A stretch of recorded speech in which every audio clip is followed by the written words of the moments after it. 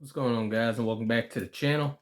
Now, last episode of Breaking Bad, we left off seeing Walt pretty much try to get Jesse to get more closer and closer to Gus, because as time winds down, Walt, he gets more paranoid, and he's feeling like eventually Gus is going to want to get rid of him one way or another. Now, it seems like Jesse obviously has had a couple of chances to do it, but obviously wasn't fast enough, or he just been put in a situation where he just can't get no alone time with Gus in general. And as we see, basically Walt's gonna keep on pressuring him some way, somehow, until maybe something can finally break through. And also, as we saw in particular, the cartel or the people that Gus worked for, it seems like they have a favoritism of what they want. Obviously, they didn't disclose it too much in the conversation that they had, but you could tell that they obviously love the meth to some degrees, it seems, maybe. At least that's just what it's looking like. And as we see specifically, they want the source of it, at least from what I saw. And obviously, Walt is the only one in the series so far who has managed to make the meth the absolute most purest of all. And, Jesse was a little close, and then Gail was a little close. But at the end of the day, nobody can seem to get it to that 99% like Walt is pretty much able to do. And also, there's also the little problem as well with like Walt bringing in a good lot of money, and Skylar obviously seeing that there's no way that she's going to be able to launder that much money. So that's another pretty big problem that's risen up at the moment, to see how that'll get solved. But anyway, with that being said, we're going to go on ahead and jump right on into this next episode of season 4, episode 8. Hermanos, and away we go. Are we done? No, listen, let's attack him, my brother. Oh, they taking us back to that hospital talk. This was right after Hank had took care of those brothers. I'm sure they'll be fine. I am told the assassin that survived is gravely injured. It's time for you to live. Now, thank me and shake my hand. Ah, Mr. Fring. Have a sit down. I can give you the highlights. Your nephews grew impatient. They continued to press me for my permission to kill Walter White. When I wouldn't give it, they settled instead for DEA agent Schrader. But a phone call was placed to Agent Schrader moments before the attack, thus giving him the upper hand. Juan Bolsa may have some insight into who placed it. But yesterday, the federales raided Hacienda, and in the confusion, Juan was shot dead. An accident, perhaps. A mistake made by his own men. But we may never know. Dang, man. You can see the frustration in his face.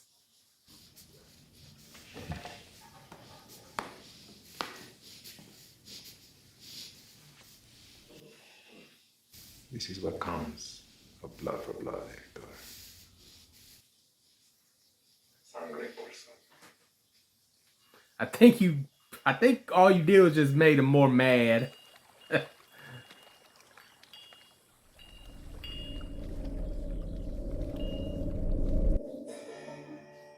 Okay, now what was that?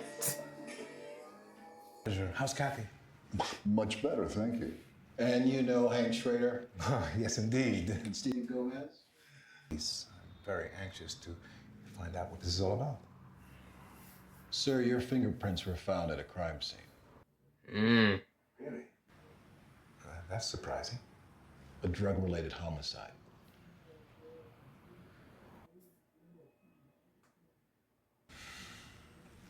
Gail Bedeker's apartment.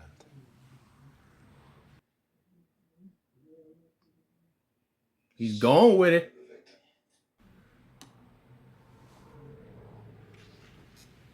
15 years ago, I established a chemistry scholarship at UNM. I named it after Maximilian Arciniega, a dear friend of mine who died too young. Gail was a recipient of this scholarship. He was perhaps one of 3 dozen. I see. And Mr. Bedecker graduated in... 1999. That sounds right. And you kept in regular contact with him over all this time? Oh, no, I hadn't seen Gail for years, till I ran into him a few weeks ago. Ran into him where? At the restaurant. Well, ran into isn't quite accurate, as I assume he came by to reestablish contact with me. We caught up briefly, and he invited me to dinner the following night. And I accepted.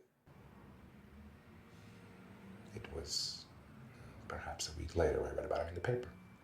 Drug-related? It's a good possibility. The paper made no mention. The way Hank looking at him. He was more interested in taking shortcuts than what could have been a very promising career. At any rate, I declined his business offer, and after what was a very pleasant meal, left. Can you tell us where you were on the night of Wednesday the 23rd at around 8 p.m.? Not an accusation, just a question. No, I understand. Let's see.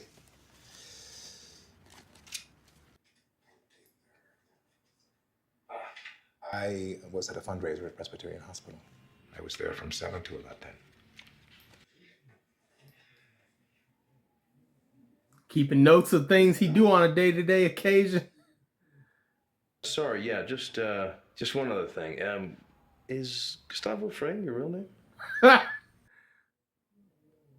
Is it my real name? I know you're a Chilean national, but there are no records of you ever living there. Really? I mean, records show that you immigrated to Mexico in 1986, and then a couple years later you were granted an entry visa to the United States. But there's no record of Gustavo Fring ever having existed in Chile, which I find, I don't know. How you gonna talk your way out of this one, Gus? Oh man, they got him on some thin ice right now. But it was also notoriously unreliable at keeping records. I'm sure if you keep digging, you'll find me. Oh yeah, he don't like that. But yeah, 9 times out of 10, some of the worst people you know could be the friendliest people that you know. You got it. Oh, okay, yeah. So Jesse's been helping him. All right. So how's he doing? Jesse? That long pause means something bad. He's busy. That wasn't convincing enough. And Brock, how's he doing? Hey, look, I don't mind dropping checks off every week like Ed McMahon, but if you really want to know how they're doing, why don't you go see for yourself? He feels like the life he's living is putting him in danger. I did. And I'm still in remission. So, You're all gonna have to be stuck with me for a while longer. Cheers, buddy. So he's not guilty. yeah, as far as DEA and APD are concerned, he's not. Officially, Fring's not a suspect. But I'm telling you, something deep down says he's my guy. Just gotta prove it. What I need for you to do is stick this on it. Our little secret. Look, it's easy. Is that Mike? Here's what you do. Ooh! Untie your shoelace. And you head towards Ooh! Oh man.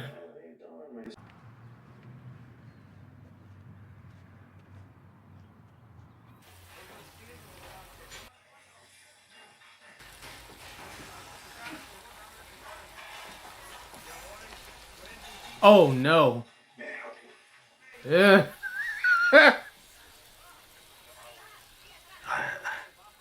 Sir, may I help you?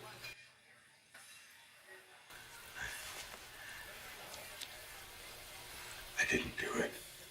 See, I didn't Do it. Do it. May I help you with your order? Well, he said do it.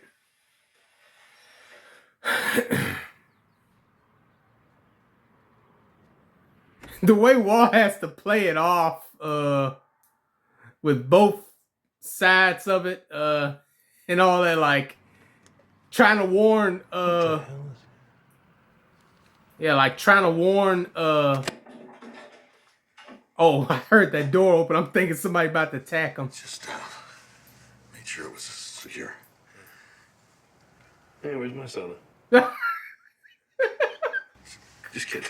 Let's go. Nah, bro, this Well, I mean, look, I guess you could say that Walt was at least trying to give him a heads up. You know, Mike's obviously gonna take it off, so yeah. Nah, bro. That blank stare that he keeps giving, that's some scary stuff, I ain't gonna lie. Like, he doesn't have to shout, he doesn't have to get big or nothing. Like, he literally just has to give you one small little stare and you petrified. I swear to God, I thought I was driving the man to a gem and mineral show, and all of a sudden he has me pulling into your restaurant and telling me that he's investigating you. Look, you and I, we've had our differences, but I would never.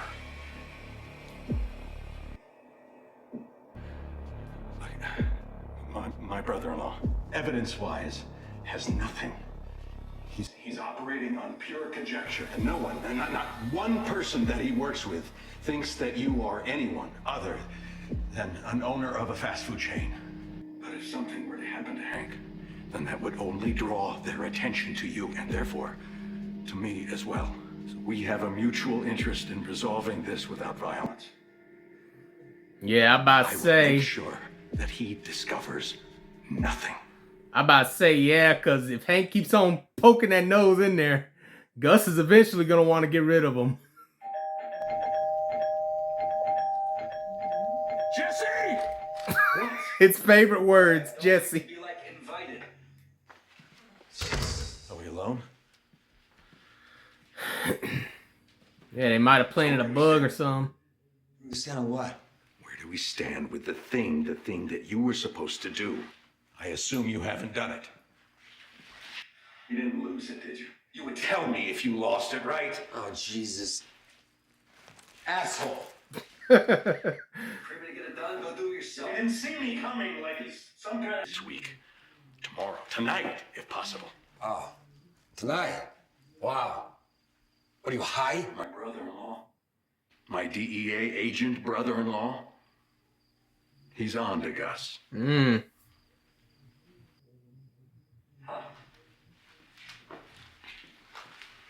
you hear what I just said?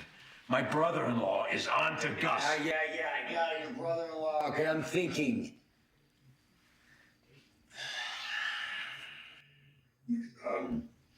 So, what if this is like math or algebra? And you add a plus douchebag to a minus douchebag, and you get like 0 douchebags. I've got some math for you. Hank catching Gus equals Hank catching us. Yeah.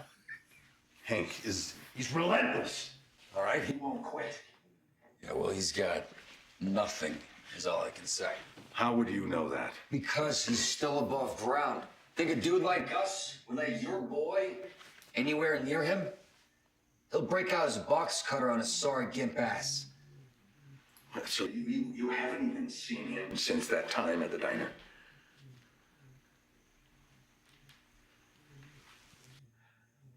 Okay. It's got to be figuring that we've talked, so you need to tell Mike that you are worried about Hank's investigation, okay? Hank already knows who you are, by the way. And besides, you actually did kill Gail, so there's that. This is all good fodder for you to request a sit down with Gus so you can discuss what you would say in case Hank brings you in for questioning, okay? Now you're just say that you want to be, that you need to be able to be properly coached. And when you're near him, you put this to use. How? He's just gonna tell me to shut my mouth if I get busted. He ain't gonna set up no meeting. Well, then insist on it, damn it! Panicked. Gus's ass is on the line. And trust me, he will meet with you if he thinks that you're a liability. No, he will. Waste me if he thinks I'm a liability. You know what? Whatever, man. I'm gonna take a piss. Nah, Justin got so carefree at this point. Try to look, see what's going on.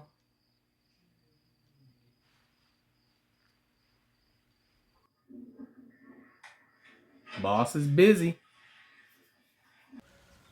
But dealing with both Schrader and the Mexicans at the same time, if he happens to be watching when they make a move, it could be the perfect storm.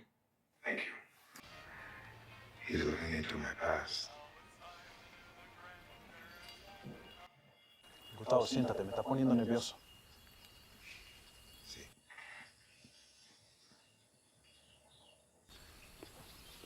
Es un buen plan. Confía en ti mismo, todo va a salir bien. What's this, like a flashback to when he first got in lead with him? Oh, that's the guy that was like the dad or whatever to the two brothers, wasn't it? Oh, man, he pissed right in the pool. What? Por fin, los grandes chefs. ¿Ustedes dos? Ese pollo que cocinan, se lo juro por mi madre, que es el más sabroso en todo México. Tastiest chicken. ¿Sabes por qué? Porque cuando yo mando a mis hombres a su restaurante, ellos regresan no solamente con el pollo, sino regresan endrogados. So they've been doing it for that long then. No, ustedes están vendiendo narcóticos. Metanfetamina. No. Y las muestras para que se las tiraran a usted, don Eladio. Para presentarle el producto. Gustavo no lo quiso ofender. Lo que pasa es que nosotros no encontramos otra manera de llamarle la atención. Es que queremos trabajar con usted, don Eladio. Ya sé todo lo de la metanfetamina. Se conoce. Eso es la cocaína para los pobres. Poor man's cocaine. Más bien los... Yo quiero que le digas una cosa. Si tú eres el cocinero, ¿para qué lo necesita él? Señor. Tú, businessman, ¿por qué tengo que hacer negocio con un hombre que me falta respeto? Tratando de negocios bajo mis narices, sin pedirme permiso a mí. Que me manipula para hacer esta reunión frente de mis hombres. ¿Para qué te quiero? Kind of seems like you gave the answer just then. One does the cooking and one does the production, all that. Con mi método de conseguir esta reunión, yo simplemente tomé la iniciativa. No Fue intención insultarlo. Don Eladio, Gustavo no lo quiso ofender. Yo conozco a Gustavo como si fuera un hermano.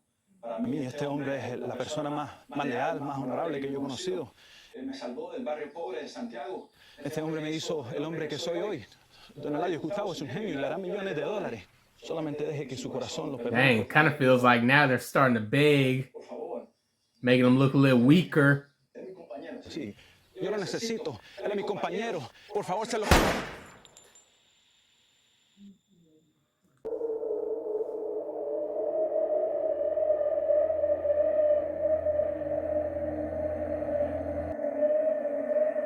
Now I kind of see why,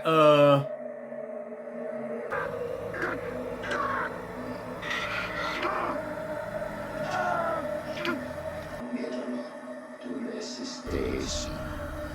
Ahora, éralo. Well, here's the thing, though. You killed the cook, so how you expect to get the same product again? Escúchame. La única razón por la cual tú estás vivo y él no es porque yo sé quién eres tú.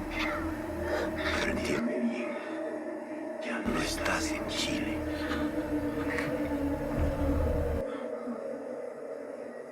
Okay.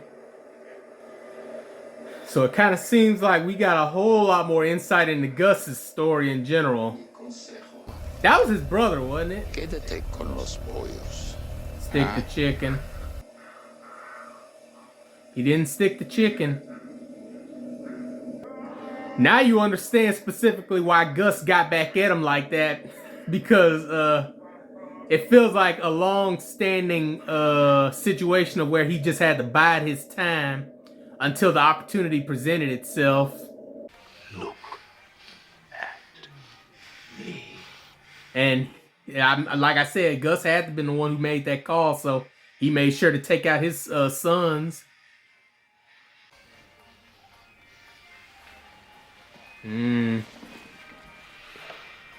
That's one way to throw. Maybe next time. That's one way to throw your power at him. So now it's pretty understandable why Gus had those guys taken out in the first place. Because like I said, he had to have been the one who made that call. Because obviously, as we see, his brother or someone that he was close with, that they worked together with the meth. You know, obviously the chicken was the cover and all that, but the meth that they were selling and everything, you know, it seemed like they were very ambition with their ideas and everything. You know, they had a certain type of way of how they wanted to get their product out there. And, you know, they basically had motivation behind them. That's all they were working with. Ambition, motivation, all that. And sometimes that can help in certain things, but in a business like this, a crime business like this, that's a very tall and very risky task that you're taking on. And like the guy said, the only reason Gus was the one that didn't get killed was because, you know, he knows him and all that. You know, he knows the type of person that he is and probably what he could bring to the table. And the little bit of advice he was giving to him, you know, stick to that chicken. Don't do anything more than what you already doing. So now it makes me wonder, what did he do to eventually gain their full-on trust later on? Because it seemed like they left off with on a pretty bad note there. Because, you know, like I said, you know, Gus's operation right now is in full go as it is. And then those guys are obviously were working with him for a little bit of time. Then obviously Gus had him taken out, you know, the brothers, and then the guy at his house. And then, you know, he's belittling him right now, Hector, the guy who killed his brother. So yeah, it makes me wonder what he had to do later on down the line to truly gain their trust in their full-on cooperation. Because, you know, that guy was asking, you know, this person does the cook, so why exactly would he need this one right here? And, you know, pretty much, I guess maybe it chalks down to the point of like, you know, him being the brains of the operation. You know, he can orchestrate the situation and everything, set up the meetings. You know, just, you know, he's got the more important methods of doing things. It's kind of like with Walt and Jesse to some degrees. You know, Jesse is there. He was in the game longer than Walt, but at the same time, Walt has already surpassed him in every single way of it. Like, it's like one of those situations where one person's been in the game for a long while and they've been consistently okay with it. They've been okay and good with it. But then this newcomer comes along, and then all of a sudden they overlap that person that's been doing it for the longest time in such a short span because they were just so good at it. That's basically how it is with Walt and Jesse right now. But it kind of seemed like maybe it was kind of like a parallel. It felt like it kind of was trying to show a little parallel between Walt and Jesse in some ways, you know.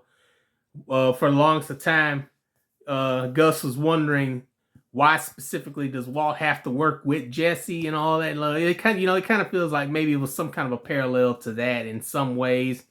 But yeah, like I said, now we know exactly why Gus harbors some strong hatred for those cartel people and all that, because you know obviously they took out his brother and all that. So yeah, that's a pretty bad thing right there, no lie. But anyways, you know, that's, you get into this type of operation, that's kind of the type of things you could expect, you know, eventual betrayal and all that. But yeah, as we see in specific, you know, Hank obviously is on to Gus a little bit, trying to figure out exactly what he's hiding, and you know, he believes him to be the drug guy that he's looking for. But like I said, you know, he's getting closer. He's gotten closer every step of the way, but he's just not getting it. You know, the person that he's actually looking for is literally right under him. He doesn't even notice it. Like, it's actually kind of ridiculous and funny at this point that Walt is the least most suspectable guy on his radar. Like, you okay, like there's there's like 8 billion, almost 9 billion some people in the world. So think about it like this: out of those 8 to 9 some billion people, Walt would literally be -1 on Hank's radar of suspect. That's just how easily Walt can kind of slip under his nose at the moment. Like, wow, this man really just sees him as an ordinary chemistry teacher and all that, and now a car wash owner. But yeah, it's actually pretty funny just thinking about that. But yeah, you know, obviously Walt's still trying to get Jesse to set up the meetings with Gus to get him taken out, because you know, if Gus gets taken out, then they're gonna get taken out. So you know, Walt's in full on get after it mode. You know, he's not wasting any time or any movement. He's trying to get it done right here and right now, and it's pretty obvious that his sense of urgency has surpassed his rational thinking and everything. But yeah, like I said, you know, this is another great episode, giving us more insight and more backstory on how Gus was pretty much getting started with all this drug business and everything. You know, I can remember, I forgot which episode it was, but I can remember back in like season 3 somewhere, when him and Walter had that little sit down when they were eating and everything and talking. He was telling Walt about how, like, when he first got started, how he made his share of mistakes and all that, you know, basically had to learn from it. I'm believing that right there was mistake number 1, trusting people that you thought you could have a good business future with and all that. In which, like I said, it seems like he pulled it off somehow, but after doing all that, man, that makes it really hard to take as long as he did to finally get back at him. But yeah, anyways, you know, obviously Walt is trying to turn on him at the moment. But yeah, anyways, we're going to have to come back on here for the next one to see what happens. So, you know, make sure you like the video, comment down below, subscribe to the channel, and I'll see you all on the next one.